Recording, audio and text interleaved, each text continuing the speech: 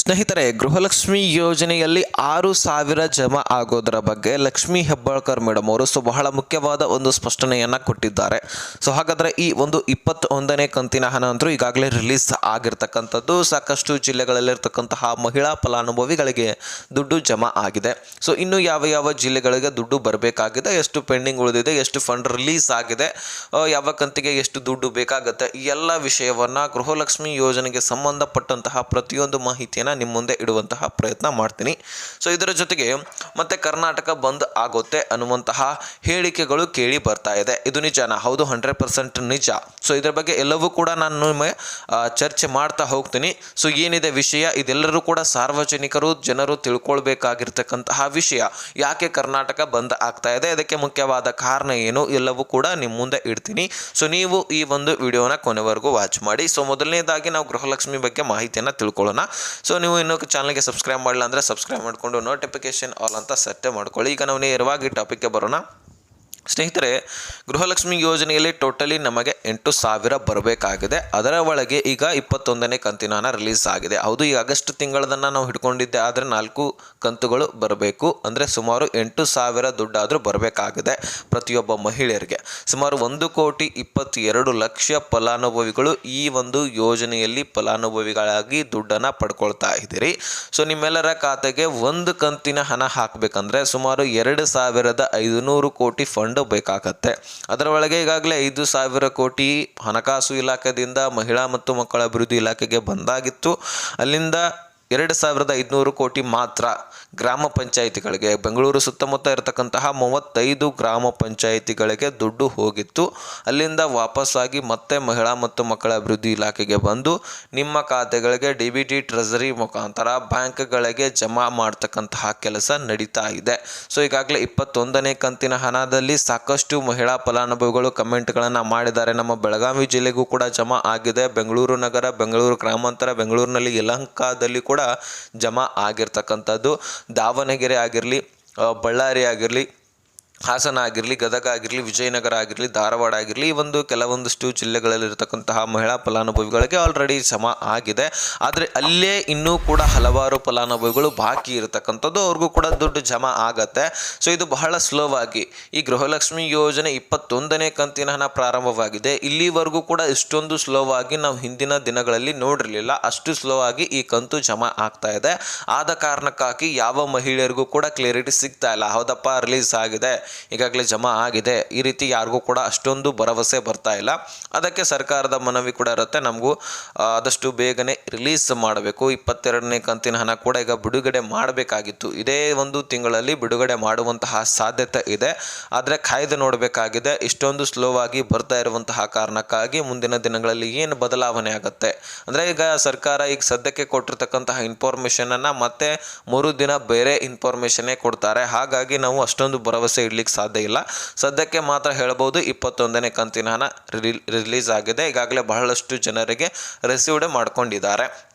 ಇನ್ನು ನಿಮಗೇನಾದರೂ ದುಡ್ಡು ಬಂದಿಲ್ಲ ಅಂದರೆ ತಲೆ ಕೆಡಿಸ್ಕೊಳ್ಳುವಂಥ ಅವಶ್ಯಕತೆ ಇಲ್ಲ. ಈಗ ನೀವು ಎಲಿಜಿಬಲ್ ಇದ್ದಿದ್ದೆ ಆದರೆ ಡೆಫಿನೆಟ್ಲಿ ನಿಮ್ಮ ಖಾತೆಗಳಿಗೆ ನಿಮ್ಮ ದುಡ್ಡು ಬಂದೇ ಬರುತ್ತೆ. ಇದು ಸರ್ಕಾರವೇ ಹೇಳ್ತಾ ಇರತಕ್ಕಂಥದ್ದು, ನಾನಲ್ಲ.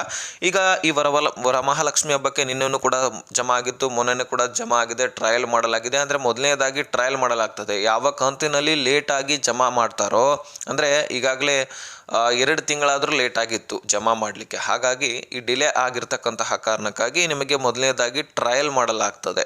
ಇಲ್ಲೆಲ್ಲಿ ಒಂದೊಂದು ಜಿಲ್ಲೆಗಳಲ್ಲಿ ಇಂತಿಷ್ಟು ಜನರಿಗೆ ಅಂತ ಹೇಳ್ಬಿಟ್ಟು ಸ್ಪ್ರೆಡ್ ಮಾಡ್ತಾರೆ. ಯಾರಿಗೆ ಯಾವ ರೀತಿಯಾಗಿ ಜಮಾ ಆಗುತ್ತೋ ಗೊತ್ತಿಲ್ಲ, ಆ ರೀತಿ ಸ್ಪ್ರೆಡ್ ಮಾಡಿ ನೋಡ್ತಾರೆ. ಅಲ್ಲಿ ಏನಾದರೂ ತಾಂತ್ರಿಕ ದೋಷ ಆಗುತ್ತಾ ಅದನ್ನು ಕಂಡು ಹಿಡಿಲಿಕ್ಕೆ ಈ ರೀತಿ ಟ್ರಯಲ್ ಮಾಡಲಾಗ್ತದೆ. ಅಲ್ಲಿ ಯಾವುದೇ ರೀತಿ ತಾಂತ್ರಿಕ ದೋಷ ಕಂಡು ಬಂದಿಲ್ಲ. ಅದನ್ನು ಕಂಡು ಬಂದಿದ್ದರೂ ಸಹಿತ ಅದನ್ನು ಸರಿಪಡಿಸಲಿಕ್ಕೆ ಈ ಗವರ್ನರ್ಸ್ ಅವರು ಇರ್ತಾರೆ.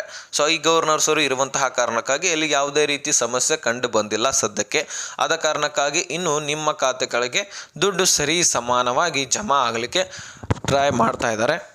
ಇನ್ನು ಏನೇ ಸಮಸ್ಯೆ ಇದ್ದರೂ ಡಿಸ್ಕ್ರಿಪ್ಷನಲ್ಲಿ ಇನ್ಸ್ಟಾಗ್ರಾಮ್ ಲಿಂಕ್ ಕೊಟ್ಟಿರ್ತೀನಿ, ಅಲ್ಲಿಂದ ನನಗೆ ಮೆಸೇಜ್ ಮಾಡಿ ರಿಪ್ಲೈ ಕೊಡ್ತೀನಿ. ಇದರ ಬಗ್ಗೆ ಎಷ್ಟು ಲೇಟೆಸ್ಟ್ ಆಗಿ ಅಪ್ಡೇಟ್ ಸಿಕ್ಕಿದೆ. ಆದರೆ ಇನ್ನು 6,000 ಹಣವನ್ನು ಕೊಡುವಂತಹ ಸಾಧ್ಯತೆ ಇದೆ. ಮೊದಲನೇದಾಗಿ 4,000 ಹಣವನ್ನು ಕ್ಲಿಯರ್ ಮಾಡ್ತಾರೆ, ತದನಂತರ 2,000 ಮತ್ತೆ ಬಿಡುಗಡೆ ಮಾಡ್ತಾರೆ. ಆದರೆ ಈ ತಿಂಗಳಲ್ಲಿ ಬರೀ ನಿಮಗೆ 4,000 ಸಿಗುವಂಥದ್ದು ಅಷ್ಟೇ ಈಗ ಕನ್ಫರ್ಮ್ ಆಗ್ತಾ ಇದೆ. ಆದರೆ ನಿಮಗೆ 6,000 ಅಥವಾ 8,000 ಬಿಡುಗಡೆ ಮಾಡೋದು ಅದು ಇದೇ ತಿಂಗಳಲ್ಲಿ ಆಗಸ್ಟ್ ತಿಂಗಳಲ್ಲಿ ಬಹುತೇಕ ಡೌಟು. ಅದಕ್ಕೋಸ್ಕರ ಈ ಆಗಸ್ಟ್ ತಿಂಗಳಲ್ಲಿ ನಿಮಗೆ 2 ತಿಂಗಳ ಹಣ ಮಾತ್ರ ಬರಲಿದೆ. ಇನ್ನು ಈ ಕರ್ನಾಟಕ ಬಂದ್ ಬಗ್ಗೆ ನಿಮಗೆ ಮಾಹಿತಿ ಕೊಡಬೇಕಾಗಿದೆ. ಸೊ ಇದ್ರ ಬಗ್ಗೆನೂ ಕೂಡ ಒಂದಿಷ್ಟು ಮಾಹಿತಿಯನ್ನು ನಿಮ್ಮ ಮುಂದೆ ಇಡ್ತೀನಿ.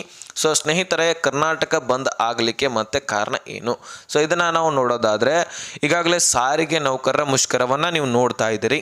ಕಳೆದ 1-2-3 ದಿನಗಳಿಂದ ಅಥವಾ ಒಂದು ವಾರದಿಂದನೂ ಕೂಡ ಕೇಳ್ತಾನೆ ಇದ್ದೀರಿ, ನಾವು ಕೂಡ ಇನ್ಫಾರ್ಮೇಷನ್ ಕೊಡ್ತಾನೆ ಇದ್ದೀವಿ. ಸೊ 5ನೇ ತಾರೀಕು ಆಗಿರಲಿ, 6ನೇ ತಾರೀಕು ಆಗಿರಲಿ, 7ನೇ ತಾರೀಕು ಆಗಿರಲಿ, ಅಷ್ಟು ಈಗ 5ನೇ ತಾರೀಕಂತರೂ ಮುಷ್ಕರ ಬಹಳ ಈಗಾಗಲೇ ಕೋರ್ಟ್ನಿಂದ ಆರ್ಡರ್ ಬಂದಿದ್ದು ಕೂಡ, ಹೈಕೋರ್ಟ್ನಿಂದ ಆರ್ಡರ್ ಬಂದಿತ್ತು. ಆದರೂ ಸಹಿತ ಮುಷ್ಕರವನ್ನು ಪ್ರಾರಂಭ ಸಾರಿಗೆ ನೌಕರರು ಮಾಡೇ ಇದ್ದರು. ಮತ್ತು 2 ದಿನಗಳ ಕಾಲ ಮುಷ್ಕರವನ್ನು ಮಾಡಬಾರ್ದು, ಇದ್ರ ಬಗ್ಗೆ ಏನಾದರೂ ಡಿಸಿಷನ್ ತಗೊಳ್ತೀವಿ ಅಂತ ಹೈಕೋರ್ಟು ಇಲ್ಲಿ ತಿಳಿಸಿತ್ತು. ಆದರೆ ಸಾರಿಗೆ ನೌಕರರು ಯಾವುದೇ ಒಂದು ಮಾಹಿತಿಗೆ ಕೇರ್ ಕೊಡದೆ ಸೊ ಅವರು ಮುಷ್ಕರವನ್ನು ಪ್ರಾರಂಭ ಮಾಡಿದ್ರು. ಹಾಗಾಗಿ ಸರ್ಕಾರಕ್ಕೆ ಗೊತ್ತಾಯಿತು ಇವರಂತರೂ ಈ ಸಾರಿ ಬಿಡೋದಿಲ್ಲ ಅಂತ. ಹಾಗಾಗಿ ಸರ್ಕಾರ ಏನು ಮಾಡಿದೆ, ಈಗ ಆಗಸ್ಟ್ 28ನೇ ತಾರೀಕು ಒಂದು ಸಭೆಯನ್ನು ಕರೆದಿದೆ. ಹೌದು, ಸಾರಿಗೆ ಇಲಾಖೆಯ ನೌಕರರ ಜೊತೆಗೆ ಒಂದು ಸಭೆಯನ್ನು ಮಾಡಿ ಏನೇನು ಬೇಡಿಕೆಗಳು ಇದ್ದಾವೆ ಅದರಲ್ಲಿ ಒಂದು ಈಡೇರಿಸುವಂತಹ ಪ್ರಯತ್ನ ಮಾಡುವಂತಹ ಒಂದು ಸಾಧ್ಯತೆಗಳು ಕಂಡು ಬರ್ತಾ ಇದೆ. ಅದರಲ್ಲಿ ಈಗಾಗಲೇ ಬೇಡಿಕೆಗಳು ಏನೇನಿದಾವೆ ಅಂದರೆ 38 ತಿಂಗಳ ಹಿಂಬಾಕಿ ದುಡ್ಡನ್ನು ಕೊಡಬೇಕು.